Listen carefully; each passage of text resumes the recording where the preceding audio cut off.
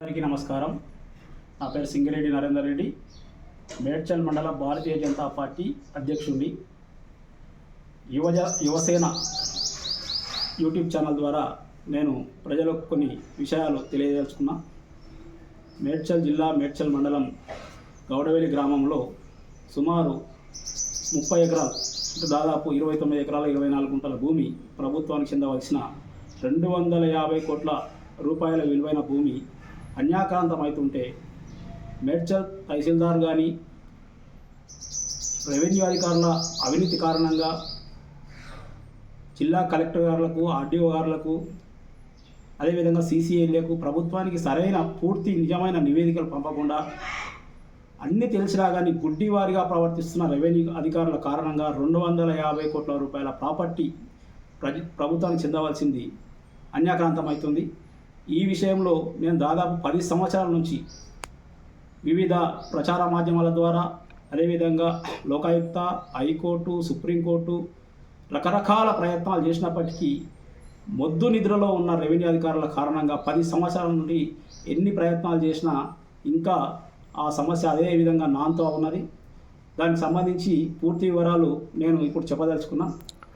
గౌడవల్లిలో survey number 331/12, 352/12, 364/12, 364/12, 365/12, మొత్తం 29 ఎకరాల 24 గుంటల భూమి.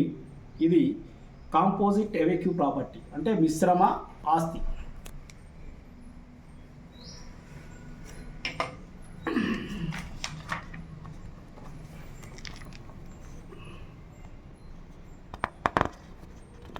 ఇక్కడ వెనక చూపిస్తాం. ఇది కదా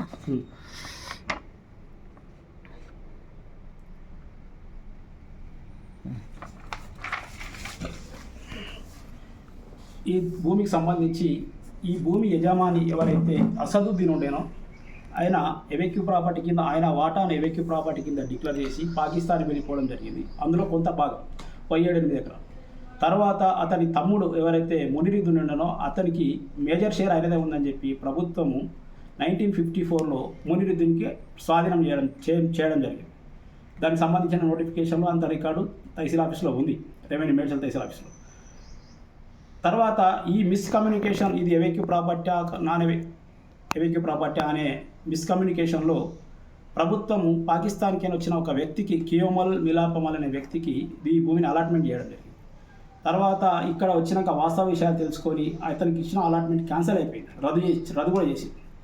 అయితే అప్పటి నుంచి కూడా ఇది ఎవెక్యూ నాన్ ఎవెక్యూ అనే డిస్ప్యూట్ నడుస్తూ ఉన్నది ప్రభుత్వంలో. దాంట్లో ఇక్కడ పాకిస్తాన్ వెళ్ళిపోయిన వారినేమో ఎవెక్యూ అంటారు, ఇక్కడ ఉన్న వాళ్ళేమో నాన్ ఎవెక్యూ అంటారు. ఈ నాన్ ఎవెక్యూ అనేటోళ్ళు పాకిస్తాన్ వెళ్ళిపోయిన అసదుద్దీన్ తమ్ముడు మునిరుద్దీన్, వాళ్ళ మదరు మైమునా బేగం, అబిదునిసా బేగం వాళ్ళ చెల్లెలు, సిస్టర్, వీళ్ళందరికీ కూడా వాళ్ళు క్లెయిమ్ చేస్తున్న ప్రాపర్టీ. అయితే ఈ డిస్ప్యూట్ ఉన్న ప్రాపర్టీని కొంత అదనంగా చేసుకొని అప్పుడున్న మా గౌడేళ్ళలో కొంతమంది వ్యక్తులు దీన్ని ఏ విధంగా కాజేయాలనే ఉద్దేశంతో ప్రభుత్వమే ఇది భూమిని యాక్షన్ పెట్టినట్టు ఒక ఫైల్ క్రియేట్ చేసి మేడ్చల్ తహసీల్ ఆఫీస్లో పబ్లిక్ చూపెట్టేసి దాన్ని 15,300 రూపాయలకు ప్రభుత్వం అమ్మినట్టుగా ఒక బహిరంగ వేలం చేసినట్టుగా తయారు చేసి దాని ఆధారంగా ఒక సేల్ సర్టిఫికేట్ క్రియేట్ చేసుకున్నాం. దానికి సంబంధించిన ఫైళ్ళు మొత్తం ఇప్పటి 1969 నుండి ఇప్పటి వరకు ఫైళ్ళు ఎలాంటి చర్యలు లేకుండా, సేల్ కన్ఫర్మేషన్ లేకుండా, పొజిషన్ హ్యాండ్ ఓవర్ చేయకుండా ఫైల్ పెండింగ్ ఉన్నది ఇప్పటికి కూడా. కానీ ఆ పెండింగ్ ఉన్న విషయము కానీ, ఆ సేల్ సర్టిఫికేట్ సేల్ కన్ఫర్మేషన్ లేదు అనే విషయం కానీ జిల్లా కలెక్టర్ గారి, లేకుంటే సర్వే సెటిల్మెంట్ కమిషనర్ గారు 1982లో ఎంక్వైరీకి కండక్ట్ చేస్తే ఆ విషయంలో అప్పుడున్న తహసీల్దారు తప్పుడు నివేదిక పంపాడు. ఎందుకంటే వీళ్ళతో కొల్యూజన్ అయిపోయి వీళ్ళు కొనుక్కున్నారని చెప్పేసి వీళ్ళు ఒక శ్రీనివాసాచార్య పేరు మీద ఒక సేల్ సర్టిఫికేట్ తయారు చేసి ఆ సేల్ సర్టిఫికేట్ ఆధారంగా తెల్లకాయ సాదా బాయన మీద కొనుక్కున్నట్టు తయారు చేసుకొని దాని ద్వారా రెవెన్యూ రికార్డులకు వచ్చి ఆర్ఓఆర్లో కొంత భాగం పట్టా చేసుకున్నారు సర్వే నెంబర్ 352లో. తర్వాత 365లో 1999లో కొంత, 2002లో కొంత. ఈ రెవెన్యూ అధికారులకు ప్రలోభ పెట్టి వాళ్ళు ప్రాపర్గా ఏదైతే రిపోర్ట్లు ప్రభుత్వానికి ఇవ్వాల్సిందో ఇవ్వకుండా వీళ్ళ పేర్ల మీద పట్టాలు చేసి దాన్ని ఇప్పుడు ప్లాట్గా చేసి అమ్ముకుంటున్నారు. ఈ విషయం నేను 2013లో ఆర్టీఐ ద్వారా తీసుకున్న అన్ని పూర్తి సమాచారం అన్నీ తీసుకున్న తర్వాత ఫిర్యాదులు ప్రతి ఆధారాలతో ఫిర్యాదు చేస్తే కూడా ఇప్పటి వరకు ఎలాంటి చర్యలు తీసుకోలేకపోతున్నారు, స్పష్టమైన రిపోర్ట్లు పంపలేకపోతున్నారు. తీరా ఈ 2013 నుంచి మొదలు పెడితే 2023 డిసెంబర్లో ఇప్పుడున్న తహసీల్దార్ గారు కొంతలో కొంత దీనికి సంబంధించిన ఎలాంటి సేల్ సర్టిఫికేట్ లేదు, సేల్ కన్ఫర్మేషన్ లేదు. స్టార్ట్ చేయండి అక్కడి నుంచి. ఇప్పుడున్న తహసీల్దార్ గారు కొంతలో కొంత నేను ఒత్తిడి చేసిన కారణంగా అడిషనల్ కలెక్టర్ కానీ ఇప్పుడున్న కలెక్టర్ కానీ అదేవిధంగా ఆర్డీఓ గారికి పూర్తి వివరాలు ఇచ్చినప్పుడు వాళ్ళు రిపోర్ట్ అడిగితే ఇప్పుడు ఉన్న తహసీల్దార్ గారు స్పష్టంగా ఎలాంటి ఈ సంబంధించిన 29 ఎకరాల 24 గుంటల భూమికి సంబంధించి ఎలాంటి సేల్ సర్టిఫికేట్ కానీ సేల్ కన్ఫర్మేషన్ కానీ డబ్బులు కట్టినట్టు చాలాను కానీ భూమి స్వాధీనం చేసినట్టు వారికి శ్రీనివాచారికి స్వాధీనం చేసినట్టు ఎలాంటి ప్రొసీడింగ్స్ లేవని చెప్పి స్పష్టమైన విచారణ రిపోర్ట్ పంపడం జరిగింది. అయినా ఇప్పటికీ రిపోర్ట్ పంపి నెల రోజులు గడుస్తున్నా కానీ జిల్లా కలెక్టర్ గారు అడిషనల్ కలెక్టర్ గారు వాళ్ళు సంబంధించిన క్రయ విక్రయాలు బంద్ చేయమని చెప్పి రిజిస్ట్రేషన్లు బంద్ చేయమని చెప్పి నేను దరఖాస్తు చేస్తే దాన్ని ఇప్పటివరకు చర్యలు తీసుకోలేకపోతున్నాను. ఇది ఇంత వెలుగు రెవెన్యూ అధికారులకు చిన్న వల్ల ఏంటంటే దాదాపు ప్రతి విషయం అలా అది అబద్ధము, అది ఫోర్జరీ సర్టిఫికేట్లు ఫోర్జరీ చేసి తయారు చేసుకున్న భూముల దస్తావేజుల ద్వారా వాళ్ళు స్వాధీనం కబ్జా పెట్టుకున్నట్టు తెలిసినా కానీ రైల్వే స్టేషన్ అమ్మినట్టు ఉన్నది. అందులో రైల్వే స్టేషన్ ఉన్న సర్వే నెంబర్ కూడా సేల్ సర్టిఫికేట్లో పెట్టుకోవడం జరిగింది. అయినా సరే నేను ఇంతకుముందు గతంలో ఎంవీ రెడ్డి గారు కలెక్టర్ గారు ఉన్నప్పుడు ట్విట్టర్ ద్వారా అడిగిన కలెక్టర్ గారు ప్రభుత్వం రైల్వే స్టేషన్లో ఎప్పటి నుంచి అమ్మడం మొదలుపెట్టింది, ఏదైనా రైల్వే స్టేషన్ ఉంటే చెప్పండి, ఆ రైల్వే స్టేషన్ నేను కూడా కొనుక్కుంటా అనే ఉద్దేశం. ఎందుకంటే ఈ విషయం ద్వారానన్నా వాళ్ళు దాని మీద దృష్టి సారిస్తారేమని చెప్పి చేస్తే అది కాలేదు. తర్వాత ఆంధ్రప్రభ పేపర్లో న్యూస్ పేపర్లో 2019 అక్టోబర్లో ఒక వారం రోజులు పేపర్లు రాస్తే అప్పుడు ఎంక్వైరీ కండక్ట్ చేస్తే అప్పుడున్న ఎంవీ రెడ్డి గారు ఎక్కువ ఉండే కలెక్టర్ గారు తర్వాత వాసవ వెంకటేశ్వరరావు గారు వచ్చినప్పుడు దాని మీద ప్రాపర్గా అథెంటికేటెడ్ ప్రూఫ్స్ ఏం లేవు, సేల్ కన్ఫర్మేషన్ సంబంధించింది ఏం సేల్ సర్టిఫికేట్ కూడా లేదు, పేమెంట్ కట్టిన దానికి సంబంధించిన పర్టికులర్స్ కూడా స్పష్టంగా రిజర్వ్ బ్యాంక్ ఆఫ్ ఇండియా నుంచి లేవు.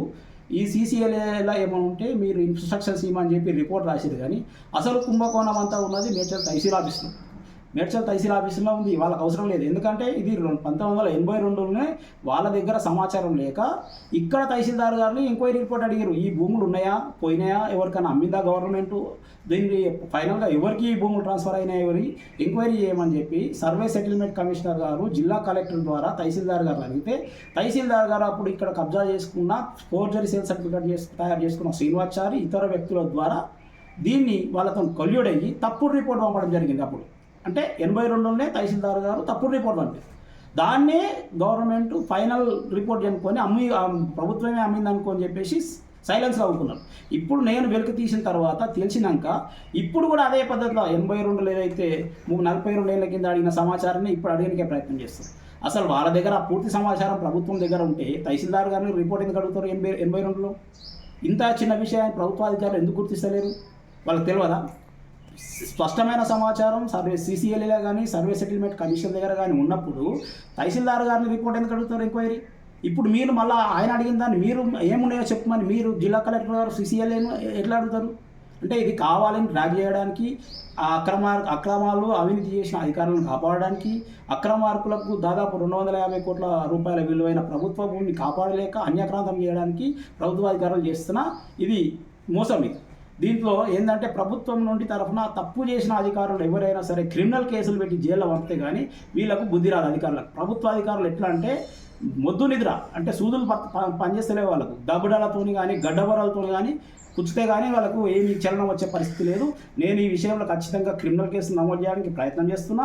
ఈ 250 కోట్ల రూపాయల ప్రభుత్వానికి చెందవలసిన భూమి స్వాధీనమయ్యేంత వరకు నేను పోరాటం కొనసాగిస్తూనే ఉంటా. ఇప్పటికి దాదాపు 30 నుంచి 40 లక్షల రూపాయలు దీని మీద ఖర్చు పెట్టడం జరిగింది. ఇంకా ఎంత ఖర్చు అయినా సరే నేను వదిలిపెట్టే సమస్య లేదు.